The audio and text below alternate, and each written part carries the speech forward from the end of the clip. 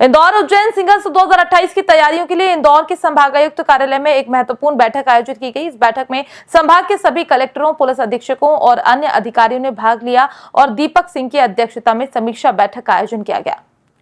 बैठक में सिंहस्थ 2028 की तैयारियों के लिए आवश्यक कदमों पर चर्चा की गई। इसमें इंदौर संभाग में चल रहे विकास गतिविधियों और निर्माण कार्यों की समीक्षा भी शामिल थी। ये बैठक सिंहस्थ 2028 की सफलता के लिए एक महत्वपूर्ण कदम है, जिसमें संभाग के सभी कलेक्टरों ने भाग लिया और अपने विचार साझा किए।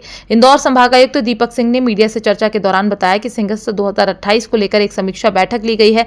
सभी संभाग के कलेक्टर इस समीक्षा बैठक में शामिल हुए और सुझाव दिए गए कि सिंहस्थ 2028 में किस तरीके से व्यवस्था की जाए, उसी को लेकर समीक्षा की गई। सिंहस्थ 2028 की तैयारियों की समीक्षा बैठक में सिंहस्थ की तैयारियों के लिए आवश्यक कदमों पर चर्चा की गई। इंदौर संभाग के सभी जिला कलेक्टर्स और पुलिस अधीक्षक के साथ आज मैंने और आईजी पुलिस इंदौर रेंज के द्वारा समीक्षा बैठक की गई है।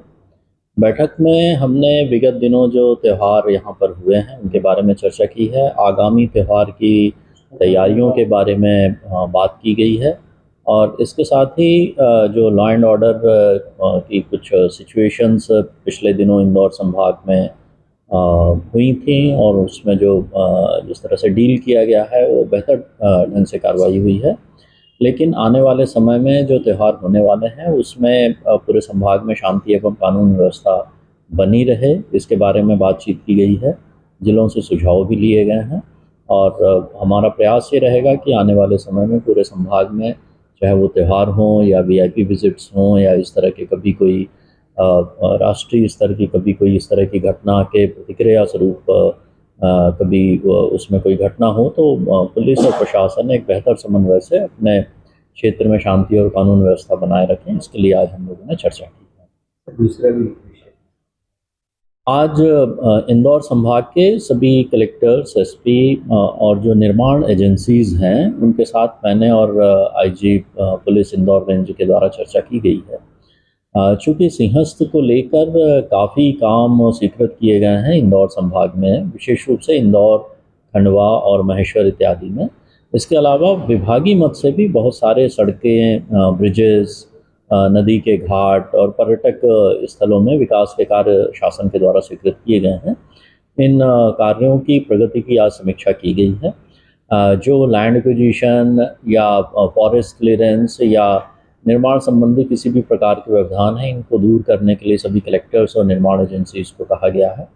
और जिस तरह से कि अभी प्रयागराज के कुंभ में एक ये अनुभव देखने में आया कि वहाँ से 200-300 किलोमीटर दूर तक भी ट्रैफिक जाम की स्थिति हुई और होल्डिंग एरिया आनन फानन में बनाने पड़े, तो हमने ये देखा है कि जो उज्जैन की तरफ इंदौर संभाग का जो ट्रैफिक जाएगा, मेनली गुजरात से जो आने वाला हाईवे है, महाराष्ट्र से आने वाला हाईवे है और राजस्थान से आने वाला जो हाईवे है, ये इंदौर होके उज्जैन जाएगा।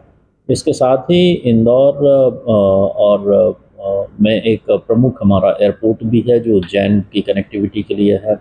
इंदौर का रेलवे स्टेशन भी बहुत ही महत्वपूर्ण रहेगा इस दौरान।